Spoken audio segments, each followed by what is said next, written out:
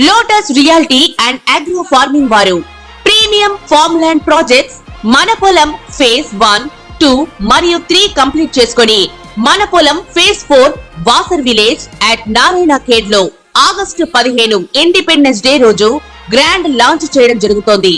Launching మరియు independence day సందర్భంగా 5 guntas land out rate లో బుక్ చేసుకున్న వారికి 1,50,000 రూపాయల డిస్కౌంట్ తో పాటు 2 గ్రాముల గోల్డ్ ఫ్రీగా ఇస్తున్నారు. పూర్తి వివరాలకు సంప్రదించండి. ప్రేక్షకులకు నమస్కారం. మహాలయ పక్షములు అంటే ఏమిటి అని చాలా మంది అడుగుతున్నారు. మహాలయము అంటే గొప్ప వినాశనము అని అర్థం. పక్షము అంటే 15 రోజులు, 15 దినములు అని. అదేంటండి గొప్ప వినాశనం అంటున్నారు? మరి ఏమిటి అంటే, మనిషికి గొప్ప వినాశనం ఏమిటి అంటే మృతము, చనిపోవడం. అలా గతించిన వ్యక్తికి సంబంధించి ఏ తిథి రోజున వారి యొక్క తిథిపూర్వకమైనటువంటి రోజును జరుపుకోవాలి అనేటువంటిదే ఈ ఒక్క మహాలయ పక్షములు. అయితే ప్రతి ఒక్క మనిషి చనిపోయినటువంటి మాసములో చనిపోయినటువంటి తిథి రోజున చేసేటువంటిదే శ్రాద్ధము. శ్రద్ధగా చేసేదాన్నే శ్రాద్ధము అని అంటారు. అలా తద్దినము అంటే ఆ యొక్క దినమును తద్దినము అని కూడా మన యొక్క పెద్దలు చెబుతూ ఉంటారు. అయితే చనిపోయినటువంటి వ్యక్తి యొక్క చనిపోయినటువంటి రోజు ఏమిటో తెలియదు అనుకోండి, మరి అప్పుడు ఎప్పుడు చేయాలి? చాలా మంది భాద్రపద మాసంలో వచ్చేటువంటి వినాయక చవితి పూర్తయిన తర్వాతకి వచ్చేటువంటి 15 రోజులని కూడా మహాలయ పక్షములు అని మన పెద్దవాళ్ళు చెబుతూ ఉంటారు. అలా మహాలయ పక్షములో మీ పెద్దలు చనిపోయినటువంటి రోజుని, ఉదాహరణకు పంచమి రోజున గతించారనుకోండి, పంచమి రోజు ఎప్పుడు వస్తుందో ఆ రోజున మధ్యాహ్నం 12 గంటల లోపు వారి యొక్క పేరు మీద నువ్వులు నీళ్లు విడిచిపెట్టి ప్రత్యేకమైనటువంటి క్రతువులు చేయాలి. ప్రత్యేకమైన క్రతువులు ఏం చేయాలి అనేటువంటిది నేను మళ్ళీ తిరిగి చెప్తాను. అయితే ముఖ్యంగా ఈ 15 రోజులలో ప్రతి ఒక్క రాశి వారు కూడా మహాలయ పక్షములలో వీలైనంత వరకు బ్రాహ్మణులకి శాకము పాకము దానం ఇవ్వాలి. అంటే స్వయం పాకము అంటారు. దానిలో బ్రాహ్మడు తినే వీలుగా ఉండేటువంటి బియ్యము, నూనె, ఉప్పు, పప్పు, కూరగాయలు, శాకం అంటే ఇవన్నీ కూడా వస్తాయి. పాకం అంటే వండుకునే దానికి ఉపయోగకరంగా ఉండేటువంటి వాటిని అంటారు. ఇలా ఈ యొక్క మహాలయ పక్షంలో బ్రాహ్మణులకు దానం ఇచ్చి మీరు మీ యొక్క పెద్దలు జరిగిపోయినటువంటి దినమును ఆ దినములలో షష్ఠి అయితే షష్ఠి రోజున, పంచమైతే పంచమి రోజున జరుపుకోవడం శ్రేష్టము. అవన్నీ కుదరని పక్షంలో మాకెప్పుడో తెలియని వాళ్ళు అమావాస్య రోజున చేసుకుంటూ ఉన్నారు. మహాలయ అమావాస్య అంటారు. దాన్ని పితృపక్షం అంటారు, మహాలయ పక్షం అంటారు. కానీ మహాలయ పక్షంలో వచ్చేటువంటి అమావాస్య అత్యంత శ్రేష్టము. ఎందుకంటే అమావాస్య అంటేనే పూర్ణ తిథి. కాబట్టి ఆ పూర్ణ తిథి రోజున అందరూ కూడా మీ పెద్దలకు బియ్యాలు ఇచ్చుకోవడం సర్వసాధారణంగా జరిగేటువంటిది. కానీ అక్కడ జరిగిపోయినటువంటి ఆ యొక్క ఆత్మ ఏదైతే ఉంటుందో, నాకు ఏ తిథి రోజున చేస్తారు, ఆ తిథి రోజున గనక వీరు ఈ యొక్క పదార్థాలు ఏవైనా సరే నువ్వులు నీళ్లు విడిచిపెడితే అత్యంత శ్రేష్టంగా అనుకుంటారట. కాబట్టి ఏం చేయాలి? మనము వీలైనంత వరకు వారి యొక్క తిథి ఏమిటో తెలుసుకొని ఆ తిథి రోజున మీరు బ్రాహ్మణులకి పుత్రము లేదా స్వయం పాకము దానం ఇవ్వచ్చు. ఇక మహాలయ పక్షంలో ఉండేటువంటి వాటికి సంబంధించి విషయాలన్నీ కూడా మనం తెలుసుకున్నాం. ఇక పితృదోషాలు ఏవైనా ఉంటాయా ఇవి చేయకుంటే అని అంటే, మీరు తిథి తద్దినం చేస్తే మహాలయ పక్షంలో చేయాల్సిన అవసరం లేదు. మహాలయ పక్షంలో కూడా మేము చేయట్లేదు, తిథి కూడా చేయట్లేదు అంటే ప్రత్యేకంగా ప్రతి ఒక్కరికి కూడా పితృదోషములు వస్తాయి. అసలు ఈ పితృదోషాలంటే ఏమిటి? మాతృదోషాలు ఉంటాయా?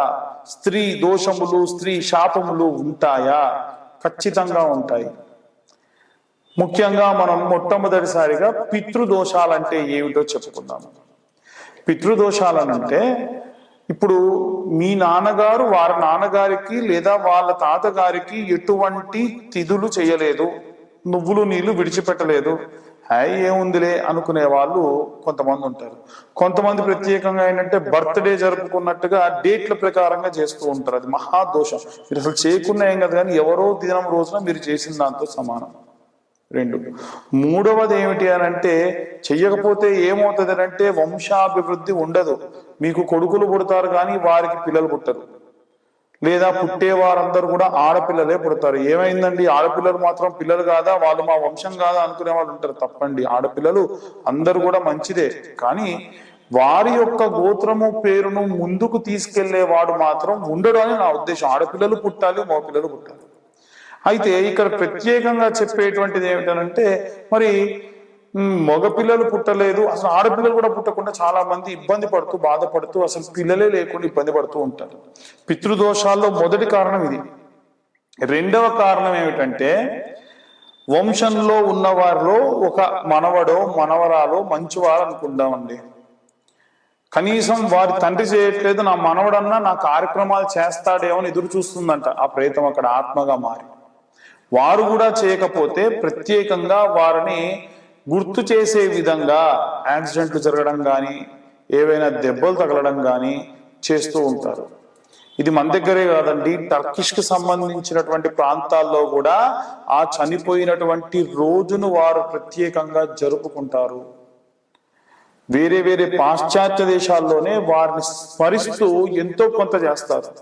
మనది సనాతన ధార్మిక ధర్మం అండి. ఇంత సనాతన ధర్మం, వేరేవన్నీ మతములు, మనవి మతం కాదు, మనది ధర్మం. ఖచ్చితంగా పాటించవలసినటువంటి నియమములు ఇవన్నీ కూడా. కాబట్టి పితృదోషాలున్న వాళ్ళు ఇప్పటికైనా మహాలయ పక్షాల్లో నువ్వులు నీళ్లు విడిచిపెట్టండి, మీ పెద్దలకు తర్పణాలు చెయ్యండి. ఇంకొకటి ఏమిటంటే నారాయణ బలి, పితృదోషాలకు సంబంధించి ప్రత్యేకంగా చేసేటువంటి శాంతి. అవి ఎక్కడ పడితే అక్కడ చెయ్యరు, చేయకూడదు. ఎక్కడ చేస్తారండి, గోకర్ణంలో చేస్తారు, అలాగే నాసిక్ లో చేస్తారు, త్రయంబకేశ్వర్లో చేస్తారు, పళని కుక్కి లాంటి ప్రదేశాల్లో కూడా ఈ మధ్య చేస్తున్నారని తెలిసింది. ఎలా చేస్తారంటే, ఒక మనిషి చనిపోతే ఒక ప్రేతాన్ని పాడె కట్టి శ్మశానానికి తీసుకువెళ్ళి ఆ యొక్క శ్మశానంలో కట్టెలపై పేర్చి కాల్చి చుట్టూ తిరిగి ఎలా అయితే మనం ఖననం చేస్తామో అలా ఒక చిన్న పిండి ముద్దను చేసి దాన్ని చేస్తారు.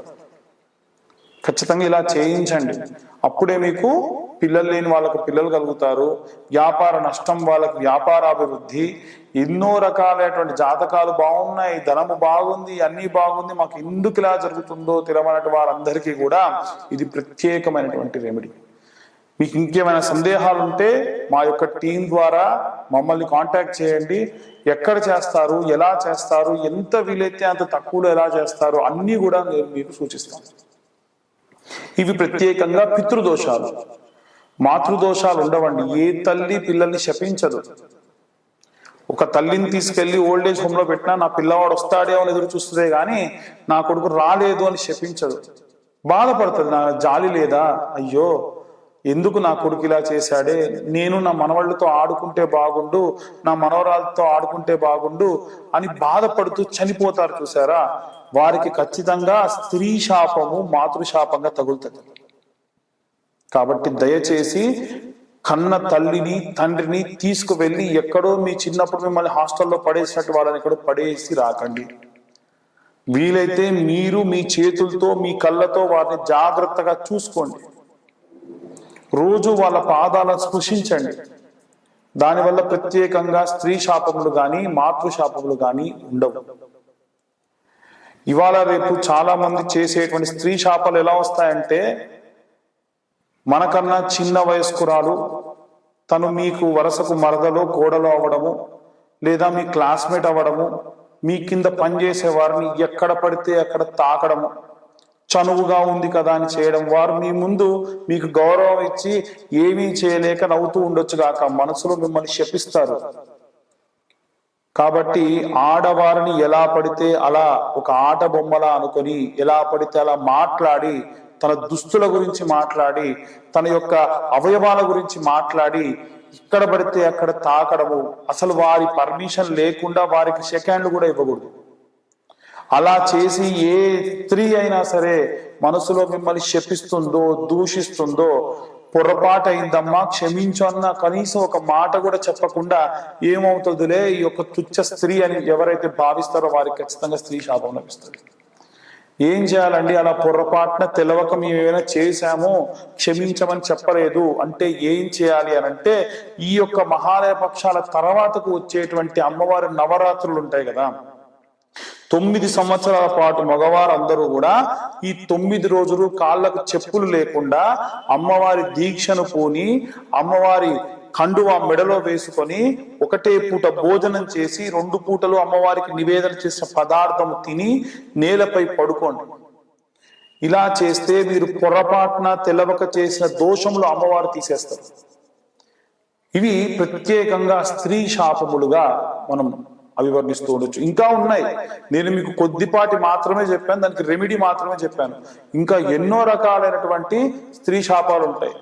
మనం ఈ యొక్క సామాజిక మాధ్యమం ద్వారా విపులంగా చెప్పలేం కనుక నా పరిధి మేరకు నేను మీ అందరికి కూడా విశ్లేషణ చేయడం జరిగింది. ప్రేక్షకులందరికీ కూడా వినాయక చవితి శుభాకాంక్షలు. అలాగే మహాలయ పక్షంలో కూడా అందరూ కూడా చెప్పిన విధంగా పితృదోషాలు పోగొట్టుకుంటారని, మాతృదోషాలు గాని స్త్రీ దోషములు గాని రాకుండా చూసుకుంటారని అనుకుంటున్నాను. తదుపరి వృశ్చిక రాశి వారు ఈ మహాలయ పక్షంలో పాటించవలసినటువంటి నియమ నిబంధనల గురించి తెలుసుకుందాం. ఈ యొక్క వృశ్చిక రాశిలో విశాఖ నక్షత్రం 4వ పాదం, అనురాధ నక్షత్రం, అలాగే జ్యేష్ఠ నక్షత్ర రాశి నక్షత్రాల వారు ఈ యొక్క రాశిలో ఉంటారు. ఈ 3 నక్షత్రాల వాళ్ళు పాటించవలసినటువంటి నియమ నిబంధనలు ఏమిటి అనంటే, ప్రత్యేకంగా సర్ప సంబంధితమైనటువంటి రాశి కూడా ఇది. అలాగే వృశ్చిక రాశిని మనం చూసుకున్నట్టయితే కాస్త నీరు ఎక్కువగా లేకుండా ఎడారిలో సైతము దీర్ఘకాలికంగా నివసించేటువంటిది వృశ్చికము అంటే తేలు. అలా వీరికి ఓపిక చాలా ఎక్కువ, భరిస్తారు, బాగా భరిస్తారు. కాబట్టి మీరు ప్రత్యేకంగా ఏం చేయాలి అనంటే, జంట నాగులకు అభిషేకం చేసుకోవడము, రుద్రాభిషేకం చేసుకోవడము. ఇంతకు ముందే నేను ఆశ్లేష నక్షత్ర జాతకుల యొక్క రాశిలో కూడా చెప్పినటువంటిది. ఇది కూడా విశేషంగా ఇప్పుడు నేను చెప్పేటువంటి ఈ మంత్రమును మీరు పఠనం చేయండి. దానివల్ల ప్రత్యేకమైనటువంటి ఫలితం లభిస్తుంది. వీలైతే సుబ్రహ్మణ్యేశ్వర స్వామి దేవాలయంలో కానీ, నాగదేవతకు సంబంధించిన దేవాలయాలు ఏమైనా ఉన్నా, లేదు శివాలయాల్లోనైనా సరే ఆదివారం నాడు, శుక్రవారం నాడు ఈ రాశి వాళ్ళు ఈ మంత్రాన్ని పఠనం చేయండి. ఏంటా మంత్రం అంటే, భుజంగపాయ విద్మహే చక్షుశ్రవాయ ధీమహి తన్నో సర్ప ప్రచోదయాత్. మళ్ళీ ఒకసారి చెప్తా వినండి. భుజంగపాయ విద్మహే చక్షుశ్రవాయ ధీమహి తన్నో సర్ప ప్రచోదయాత్. లేదు ఇంకొక మంత్రం ఏమిటి అనంటే, క్షీరప్రియాయ విద్మహే కరాళహస్తాయ ధీమహి తన్నో సర్ప ప్రచోదయాత్. లేదా కరాళహస్తాయ విద్మహే క్షీరప్రియాయ ధీమహి తన్నో సర్ప ప్రచోదయాత్. ఈ మంత్రాన్ని మీరు 11 మార్లు, 21 సార్లు, 41 సార్లు, లేదంటే జపమాలతో 108 సార్లు జపం చేయండి. మీరు ఇప్పుడు చేసేటువంటి ఈ జపము మునుముందు జరిగేటువంటి ఎన్నో అపాయాల నుండి తప్పిస్తుంది. అన్ని రాసుల వారికి మంత్రం ఎందుకు మేము చెప్తున్నాము అనంటే, మునుముందు జరిగేటువంటి ఎన్నో అపాయాలను తగ్గిస్తుంది. కాబట్టి జపం చేసేటప్పుడు ఏదైనా వస్త్రము చేతి మీద వేసుకొని జపం చేయండి. మీరు జపమాల ఎవ్వరికీ కనిపించొద్దు. మనమేమి సినిమాల్లో ఋషులం మునులం కాదు, ఇలా పెట్టుకొని చేస్తూ ఉంటారు ఒక్కొక్కళ్ళు. అది ఎవరికి షో చేయడానికి మనం జపం చేయట్లేదు. జపము అంటేనే మనకై మనము చేసుకునేటువంటి మంత్రోచ్చారణ, మన శక్తిని పెంచేటువంటిది అని అర్థం. కాబట్టి వీలైనంత వరకు ఈ యొక్క రాశి వారందరూ కూడా, ఈ వృశ్చిక రాశి వారందరూ కూడా ప్రత్యేకంగా ఈ యొక్క మంత్రాన్ని జపం చేయండి. అలాగే తిల తర్పణం అంటే నువ్వులు తర్పణం చేయడం కామన్, అందరు చేయాల్సిందే. బ్రాహ్మణులకు స్వయం పాకం ఇవ్వడము చేయండి. ఇంకా మీరు బ్రాహ్మణులకు ఎక్కడైనా భోజనాది కార్యక్రమం లేదా వేద పాఠశాలలో భోజనాలకు ఏదైనా డబ్బు ఇవ్వండి. ఒకవేళ మీరు స్వయం పాకం ఇచ్చే పరిస్థితుల్లో లేని కారణంగా ఉంటే, అంటే ఉదాహరణ కొంతమందికి సూతకం ఉందనుకోండి, ఆల్రెడీ సృష్టిలో మహిళలో ఉన్నారనుకోండి, వారిని పాటించడానికి కుదరదని చెప్పారనుకోండి, ఎక్కడైనా వేద పాఠశాల ఉంటే వేద పాఠశాలకై భోజనానికి సంబంధించి ఇవ్వండి. ఇంకా విశేషమైన దాని, ఎందుకంటే మనం ఒక బ్రాహ్మడికి ఇయ్యం, అక్కడ ఇచ్చేటువంటి దానము అక్కడ ఉన్నటువంటి వందల బ్రాహ్మణ పిల్లవాళ్ళు వటువులకు సంబంధించినటువంటి దానం, విశేషమైన ప్రతిఫలాలు దక్కుతాయి. ఇది ఈ యొక్క వృశ్చిక రాశి వారు పాటించవలసినటువంటి నియమ నిబంధనలు. అందరూ కూడా శ్రద్ధగా ఈ మహాలయ పక్షంలో ఈ నియమాలు పాటించండి, మంత్రోచ్చారణ చేయండి, ప్రత్యేక ఫలితములను పొందండి. జై శ్రీరామ్. స్వస్తి.